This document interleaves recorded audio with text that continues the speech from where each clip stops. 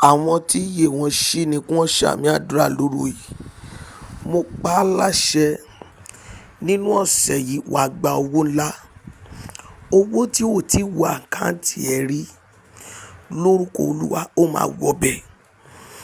Àwọn aláàárù, àwọn abánirẹ́rù tí kì í ta lórí lónìí yìí wọ́n máa sanwó sínú àkáǹtì ẹ. Mi ò fẹ́ mọrú àkáǹtì tó ń lò. Gbọ́ mi dáadáa, owó tó ń dẹ́rù bòṣì àyàndá rẹ̀ sínú àkáǹtì yẹn. Àwọn màláìkà tó lówó lọ́wọ́ El Barak, El Barak, El Barak. Mo pè yín níbikíbi tẹ́ ẹ bá wà lórí gbogbo àwọn tó rí àmì ṣe tí wọ́n sì rí fídíò yìí sí ẹ̀.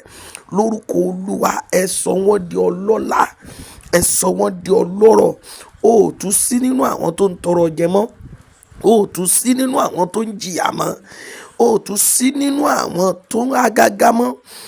Níbi tí àwọn ẹgbẹ́ rẹ ti ná owó látòní lọ, o ò ní ná ojú ń bẹ̀.